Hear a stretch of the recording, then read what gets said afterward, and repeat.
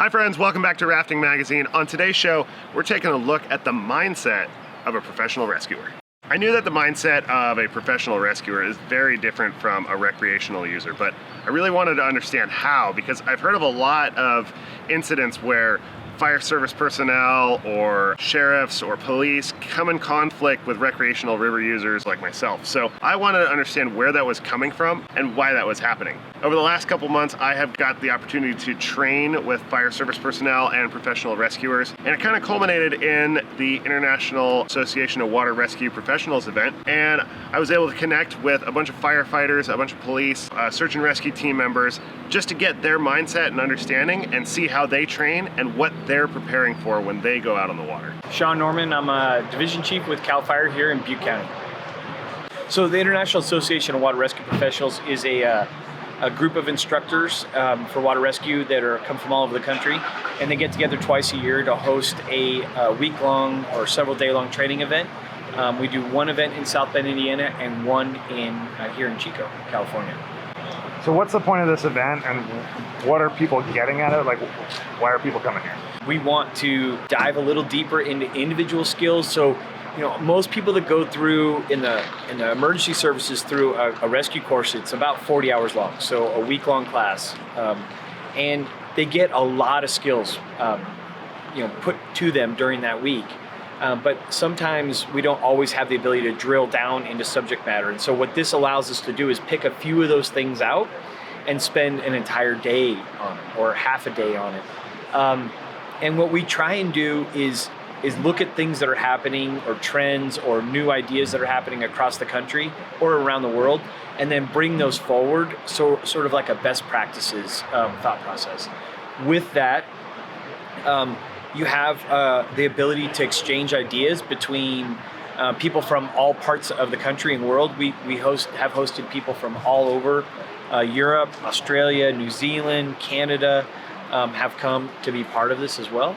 And then on top of that, even more, it is the ability to network with other people that are doing the same things that you do.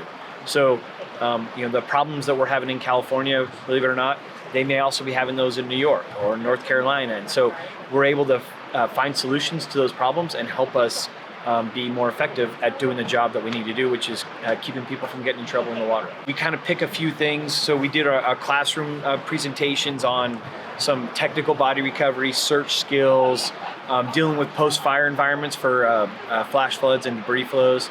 And then our hands-on training, we focused on a couple things. Class 3 paddle skills. So how do we use our normal whitewater rafts as rescue tools? And then how do we take and use some different skills to recover a body that's been trapped in dynamic water in a Class 3 plus environment? How do we use what we call minimal equipment rescue tactics? So where we're just going to be in a remote area where we've hiked in, or maybe in an urban flood environment where we can't bring everything with us, and we want to focus down and still get the mission accomplished. So we're looking at using the smallest amount of equipment to make the biggest impact and get people off of a mid-river obstacle, like a boulder, or maybe it's a vehicle in a flooded roadway. So those are the things we worked on this week here. So help me understand the fire service mission. So, I wear, kind of two hats. I'm a recreational boater. I kayak and I raft, and so I'm sort of a different boater. I got into boating after I was already a swift water rescue instructor. And when I tell people that in the boating world, they're like, what? I don't get that. And so I started swimming in the river. I started rescuing because I was going on rescues and we weren't doing well, and I needed to get training for it. So, and then I became a boater and then moved to the foothills from the Bay Area so I could be closer to the water that I enjoyed being in so much. So in the fire service, you have to remember, we're not, in fact, I would say the smallest percentage of incidents that we deal with involve people who are enjoying themselves whitewater boating, because most of them are self-sufficient. But you have to look at all the other things that occur. So we have swimmers that get in trouble out here. We have people that get in trouble driving into flooded roadways. We have people who get in trouble in irrigation canals. We have other incidents, even fire-related, where we have to navigate waterways to get to people. We have hunters, fishermen, and people that are out recreating that get in trouble on our valley waterways. We have people that get in trouble on the lake. So the fire service, we really are that first line response. And so because we're strategically positioned, our mission has gotten so broad from just fighting fires, 30 years ago to now technical rescue, urban search and rescue, water rescue, EMS, hazardous materials. And so there's a lot of crossover. So because we're strategically located, where our layout is for our response model, we're in those positions to go make a difference and respond, into an emergency scene and effect a rescue. So I would say the vast majority of firefighters in California have had some form of water rescue training. Not all of them are allowed to necessarily get in the water, but they can be a shore-based rescuer, and then based on the jurisdiction and whether or not they have a full program would dictate whether or not the guys are able to enter the water. And then the more advanced teams are using all sorts of boats, and whether they be motorized boats or rafts or jet skis or whatever the type of water they work in. So they're going to gear that equipment towards the mission that they have. And since you have a foot in both worlds, can you walk me through the mentality of a rescuer, like a fire service personnel versus a private boater? You have to understand that once we get to an incident, we have a mission to accomplish, and so we want to get there, get it mitigated, get the people out of trouble, and then move on to the next incident that's coming in. So when we get there, we're looking at that potential that further injury could occur. We're looking for a quick resolution to it, because what tends to happen with recreational boating incidents is that they will try and solve the problem until one of three things happens. They get cold, they get tired, or it gets dark. And so once that occurs, and then we have to show up, we're now fighting cold, we're fighting tired people, and we're fighting the dark. So a lot of times we may engage earlier and get involved. We don't bill for our services. We don't, there's a lot of myths out there that we're going to give you a bill for doing a rescue. We don't. And you also have to understand that with our risk model, we have kind of a zero loss mentality. Like we can't afford to lose anyone. So we're very strict about the personal protective equipment these guys wear. They do during floods, get exposed to a lot of hazardous materials from vehicles, from septic tanks, and pathogens that are in the water.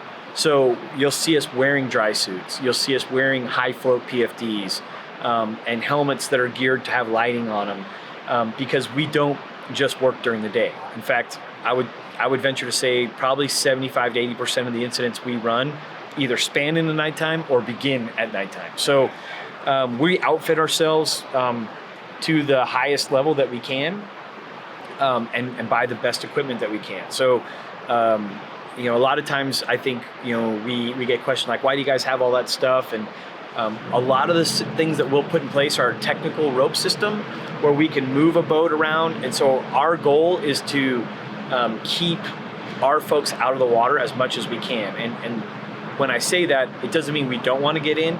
It just means that I try and limit the risk to me and to the victim. And anytime I'm in the body of water with a victim, there's a high risk to the victim and a high risk to me.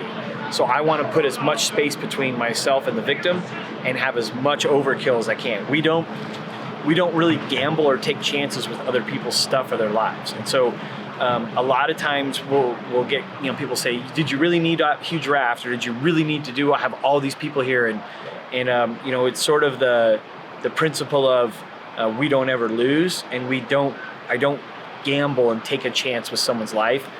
Because we can't do that. That's not our risk model.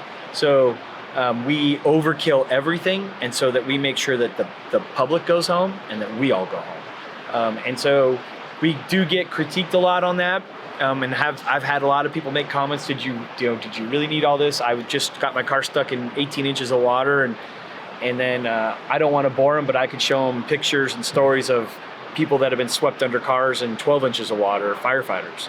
Approaching a vehicle and get swept underneath the vehicle. So we definitely overkill everything. with that mindset that we want to accomplish the mission, we want that person to go home, and then we all want to go home too. So, what is it that you would ideally want for especially boaters to understand about the fire service, your mission, and where you guys are coming from, and especially in regards to working together? Because boaters want to show up and people want to help. Sure, they don't want to stand by. So I think the to me, when I get there, and obviously a lot of it's always about personality. So my first thing is I want to make sure that I want the story, like the actual person who knows what's going on. And we do right off the bat, our first mission is what we call the witness interview. Like I want to get from realistically what happened, and then the point last seen. Where was the last place you saw this person that's missing? If it's on your group, if it's with your group of people, and your party has had a flip, your party has wrapped, or you had a boat go around the corner, or had swimmers and they're unaccounted for, we want to know. We're going to ask a lot of questions about what were they wearing, what color clothing, how old are they good swimmers? Is this person a class 5 boater that's realistic that they were able to swim out through that rapid, hike out, and they're on their way home? Are they very familiar with this drainage? Or is this someone who this is their first day in the raft and they haven't never worn a dry suit? They're not in, or they weren't prepared for the thermal conditions. We don't mind integrating folks to help us, but you also have to understand that we have a process, and I cannot ask my guys to go and do something that's that as a high risk operation without first doing some type of a safety briefing and having a methodical process to it. So, and there's reasons for that, and the primary one being that if something goes wrong and one of our folks is seriously injured or killed, that we will get investigated. And one of the common denominators in any incident in our job where firefighters are killed is usually a lack of situational awareness and a thorough kind of review of the hazards that are out there and the mitigations we're going to put in place to keep that from becoming lethal to those firefighters. So example, we're going to give a quick look at a map and say, okay, there's 2 more rapids in succession over the next 2 miles. It's now nighttime and we're looking for someone who's missing, and we're going to put mitigations in place so we can be successful. It doesn't matter if we've run those rapids 25 times. I'm still going to do that because I need them thinking in that format. So without that, there is that inclination of them just to dive in and go to work. And that's where people get in trouble, is they tunnel vision in and they laser in and they block out all the hazards, and then something bad happens. And then now we've compounded the problem. We have other people that are missing, and now we've injured the rescuers. So our thought process is we have to be safe and effective to make an impact on the incident. And so we really work hard at making sure that we're under control. We have a plan. We use something called a PACE model. So our primary, our alternate, our contingency, and our emergency. And so I'm really strict about that with my folks, so that they have a PACE model in place anytime they're getting into the water. And so that when something goes wrong, we have a backup to the backup to the backup. And then I think more importantly is just some understanding that, this may have been going on for you for a long time, and we may recognize, or you may recognize, that person has gone under the water and is pinned, and we are going to get them out, but we may slow down things and take our time to get it done, because if that obstacle was so dangerous that it was fatal to that person, it could also be to us. And so I will not use the terminology risk versus gain, because I don't think that's appropriate. What I'll say is I can't engage in risk unless I have a mitigation for it. Meaning I'm not going to put people on a boulder unless I have downstream safety set up, or unless I have a mechanism if there's a hole there that I can get them out. Or we may take extra time to put a rope system up and sling our boat in so I can hover the boat and then put our cameras in, or then do something like that. So we want to build some layered safety systems. With that, if it is a critical incident where someone, there's a high degree of potential that they're still alive, we will risk a lot to save a life. And so we're willing to do that. I would also just suggest that for a lot of the firefighters, they're not boaters, and so they do, they're willing to do anything, but you may have that ability to kind of explain to them what's going on. They may not have the capability of getting through that rapid. So if you can assist in getting them to a point where they can go to work with you, great. But you've got to make sure that you're operating safely as well, and that you're not going to run into a problem and make things worse. From a boater's perspective, how could a boater effectively communicate their skills to you as, when you arrive on the scene? Yeah. What's the best thing we can do? I joke with these guys when I teach them that you want to find the person with the longest hair that has the worst BO is the person that you want to use, because that's probably the saltiest river guide out there. Honestly, if you can walk up and say, hey, I'm the trip leader, because I teach them about that. We use a different terminology, right? In our world, we use what's called the incident commander. So whatever it is, a car wreck, a structure fire, a wildland fire, we have someone who's in charge of the incident commander. I teach them that on a river trip, even if it's a single boat trip, right? Either whether you actually state it or not, the person who sent the text to everyone is the trip leader. So I tell them, ask for the trip leader. Find out who's the person that's organized. If it's a commercial trip, especially an overnight or a day trip, who's the trip leader here? So that trip leader should come up and give an accountability. I have 2 clients missing, or 2 people from my boat are missing. And then it doesn't hurt if you say, hey, listen, I'm boating today. I have swiftwater rescue training. What can I do to help you? And so that dialogue helps a lot to volunteer information. And they'll be receptive to that. They should be receptive to that. And if someone's making an initial call to 911, what information should a trip leader or anyone making that report who's a boater convey about what's going on? I mean, your location. So one of the things that I do is I do spend a lot of time giving them links to like dream flows and all the different mechanisms out there so that they can understand the runs that are in their area. That doesn't mean they all are going to do it. So if it's a common name of the rapid, then relay that. If it's at Satan Cesspool, then say that, because that'll mean something to the dispatchers.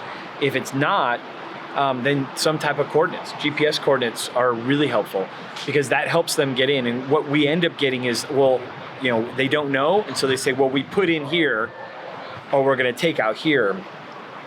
And if you're a boater, you know that the South Fork of the Feather was very famous for that. Well, we were going to take out a golden trout, but the incident happened 8 miles upstream. Well, you can't really get anywhere from golden trout up the South Fork of the Feather River. It's just not possible. So, our dispatchers need to send everything to a place, and so they would pick that, and that was pointless. So if you can provide coordinates, GPS coordinates of where you are, because then we'll start spinning up things like helicopters or whatever we need to do to come in and get right to where you are. So that would be the exact nature of the incident. We have a boater who's missing, or we have someone who's become injured, broken a leg, and we're trapped on the other side of the river, because that helps us tool up for what we're going to do. It's different if we're going to have to deploy a boat and paddle for 6 miles in and then pick someone up and keep going, or if we can get to that spot and it's just a point to point. So we just deploy, swim, or boat from the shore to where the victim is and get them back and then get them out. So that information's great. Like I said, point last seen, their ability, their swimming ability, their kind of overall river acumen is huge. So it helps us understand, are we looking for a professional, or are we looking for someone this is their first day out? It was fascinating to me understanding what it's like to be a professional rescuer versus a private boater. And really, more importantly than that, understanding why they do what they do, why they have the equipment that they have, and what they go through and experience. One of the things that I think we all as recreational river users tend to overlook or not really think about too much is why their equipment looks like it does, why they deploy themselves in the way that they do, and what they're trying to accomplish. So part of this is understanding and having some empathy for firefighters and the risks that they put themselves in, and understanding what professional rescuers have to deal with. But some of the biggest takeaways that I got from this were that the risk profile is completely different. I go out and I'm trying to push my limits. They go out and they're trying to make sure everybody comes home safe. It's a completely different model. They have more people out there, they have more rescue assets, and one of the things that the firefighters were training on and the rescue teams at IAWRP was the minimal equipment tactics. And so they're borrowing some things from the recreational boating world, things that we do every day because we just have minimal equipment. We don't have full fire engines and helicopters and all of the people. We just have to use what we have at our disposal.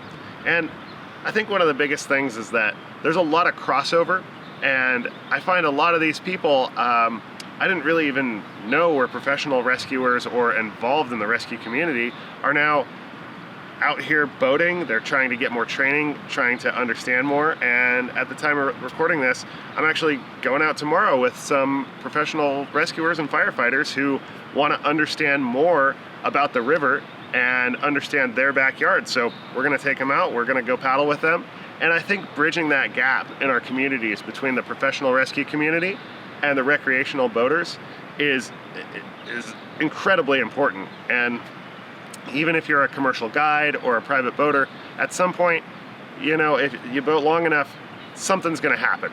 And having those people on your side rather than having an adversarial relationship with them, that's huge. Because if you know what they need, you can provide what they need, and you guys can work together to perform that rescue and help people get off the water, or just help save some lives, or just save someone from being injured.